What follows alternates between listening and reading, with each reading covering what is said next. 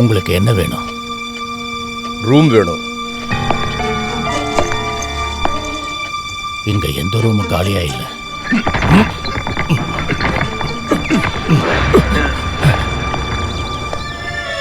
தங்கறதுக்காக தான் வந்தேன். நான் தங்கிட்டு தான் போவேன். எனக்கு அந்த ரூம் தான் வேணும். மன்னிக்கணும் சார், அந்த ரூம்ல ஆளுங்க இருக்காங்க. சாவி எடுங்க. எதுவும் பண்ணிடாதீங்க சார், நான் சாவியை கொடுத்துறேன்.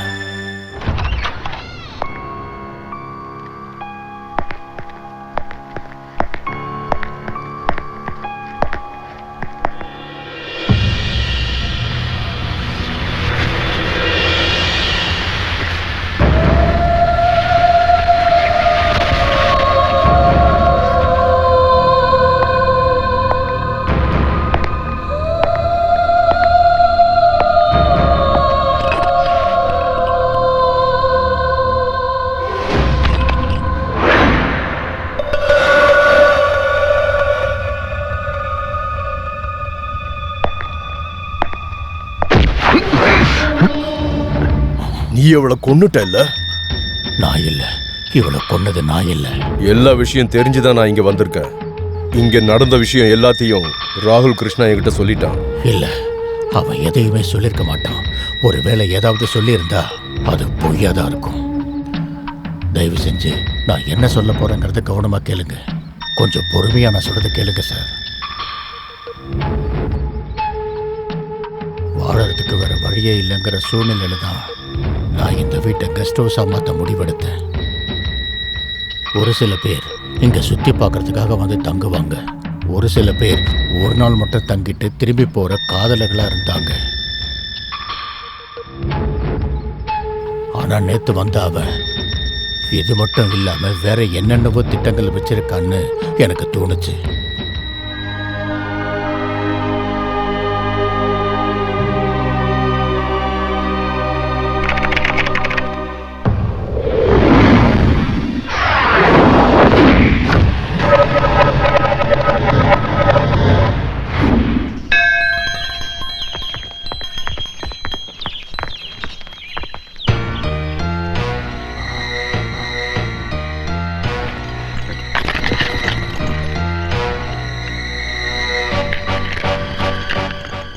தேங்க்ஸ். அதுதான் ரூம்.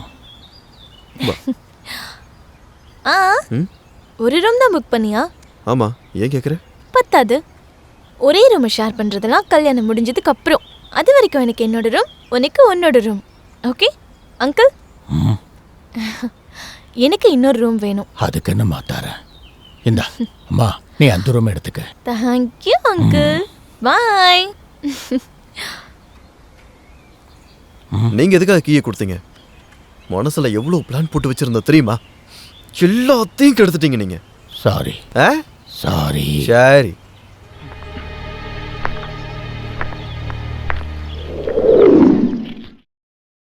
அங்கிள்,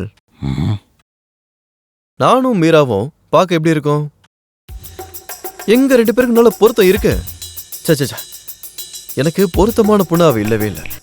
இன்னும் கொஞ்சம் முயற்சி பண்ணியிருந்தா அவளோட அழகான செம்ம ஃபிகரா எனக்கு ஒன்று கிடைச்சிருக்கும். ஆன முடியல. இல்ல, இப்படி ஒரு எண்ணம் இருக்கிறோமா? அப்புறம் எதுக்காக அவளை கல்யாணம் பண்ணிக்கலாம்னு சொல்லி கூட்டிட்டு வந்தேன்? எல்லாம் ஒரு காரணமா தான். அதெல்லாம் போக போக தெரிஞ்சுப்பீங்க அங்கிள். அப்புறம் இந்த எண்ணம் லேட்டாக வந்துருச்சுன்னா நான் நினைக்கல. ஏன்னா முடிவெடுக்கிறதுக்கு இன்னும் டைம் இருக்குல்ல. நாளைக்கு காலையில் வரைக்கும் இருக்கு. தேங்க்யூ. அப்புறம் அங்கிள், சொன்னதை போட்டுக்கிட்டு விட்டுறாதீங்க. கஷ்டப்படுவா, பாவம், எதுவும் தெரியாத பொண்ணு. உங்க ரெண்டு பேருக்கும் எவ்வளவு நாளா பழக்கம் இருக்கு? வெறும் 2 மாசம் பழக்கம் தான். ஆனா பார்த்தா ரொம்ப நாள் பழக்கம் இருக்கிற மாதிரி தெரியும். உங்களுக்கு அப்படிதான் தோணுச்சுல்ல? அப்புறம் அங்கிள், நாங்க இங்க இருக்கோன்னு நீங்க யார்கிட்டயும் சொல்லல. இந்த விஷயம் அப்பாவுக்கு தெரிஞ்சா அதோட எல்லாமே முடிஞ்சிரும். நான் யார்கிட்டயும் சொல்ல மாட்டேமா. ரகசியத்தை ரகசியமாவே காப்பாத்த எனக்கு நல்லாவே தெரியும்.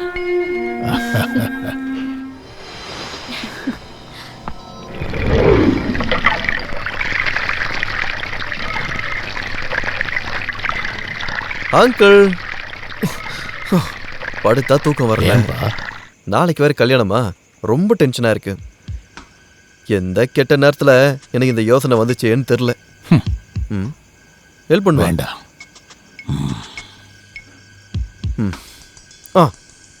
அங்கிள், இந்த பப்பாளியை எடுத்துக்கிறேன். தூங்குறதுக்கு முன்னாடி இதை சாப்பிட்டா ரொம்ப நல்லதாமே.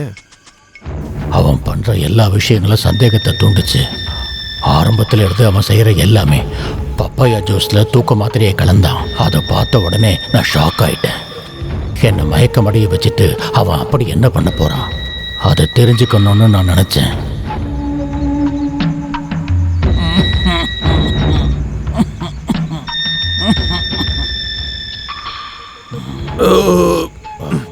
என்னங்க அங்கிள்?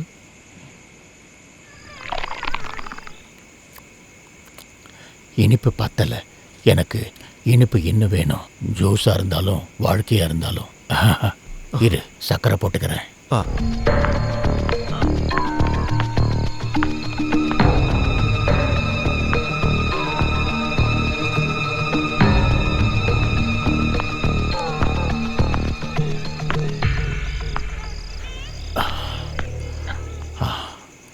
இந்தா, ரொம்ப டயர்டா இருக்கு. நான் போய் கொஞ்சம் படுத்துக்கிறேன்.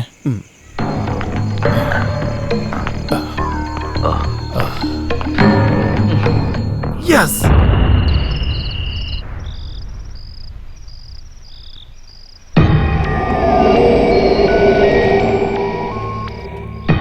பாய். குட் நைட் பெரியவரே.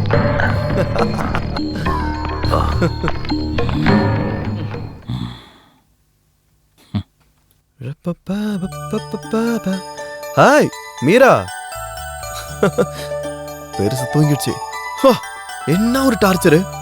என்கிட்ட சொல்றாரு உனக்கு எனக்கு பொருத்தமே இல்லையா. அதுக்கு நீ என்ன சொன்ன?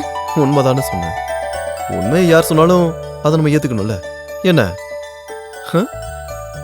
இன்னைக்கு ராத்திரிய திருவிழா மாதிரி நம்ம கொண்டாடணும். அப்படியே நாளைக்கு எதுவுமே நடக்காத மாதிரி கிளம்பிடணும். என்ன ராகுல், நீ என்ன பேசிட்டு இருக்க? இந்த கல்யாணம் நமக்கு நடுவுல எதுவும் வேண்டாம்.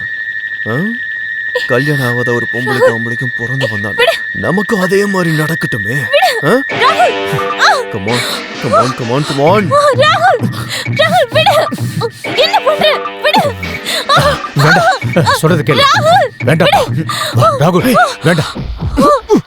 ஏய், என் கையால சாவ கூடாதுன்னு நினைச்சனா இங்க இருந்து போயிட. போடா.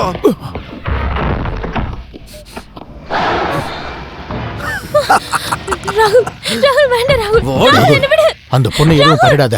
கதவை தர. வேண்டாம், விடு. ராகுல், அந்த பொண்ணு எதுவும் பண்ணிடாத. கதவை தர. காப்பாத்துங்க. ராகுல்.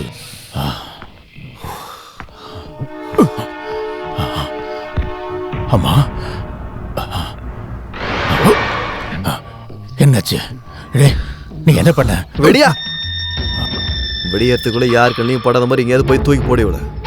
இன்னொன்னு, இந்த விஷயம் மட்டும் போலீஸுக்கு எங்கேயாவது தெரிஞ்சது, வயசானவனு பார்க்க மட்டும் போட்டு தள்ளிட்டு போயிட்டே இருப்பேன்.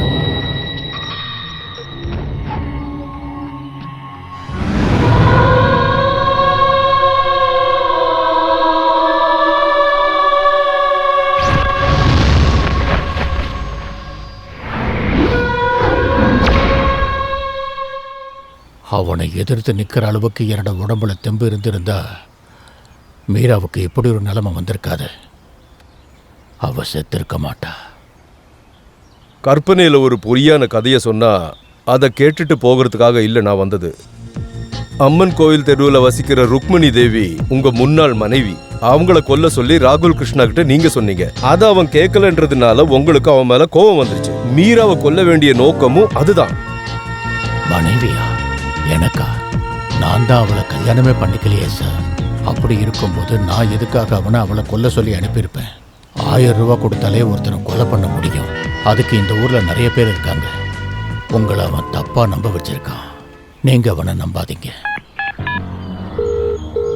அரவிந்த், ஒரு விலாசத்தை நோட் பண்ணிக்க சார். ருக்மணி தேவின்றவங்க அந்த விலாசத்துல இருக்காங்களான்னு விசாரி. ஓகே, சீக்கிரம், குயிக்.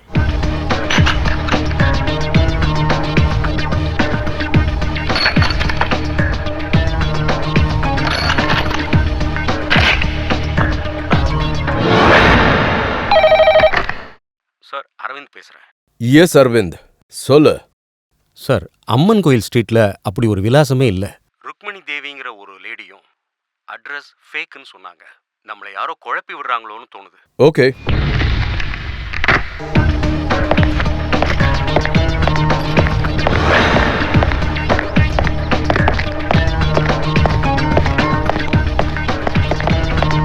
சார் சார், அவன் ஒரு மனநோயாளி.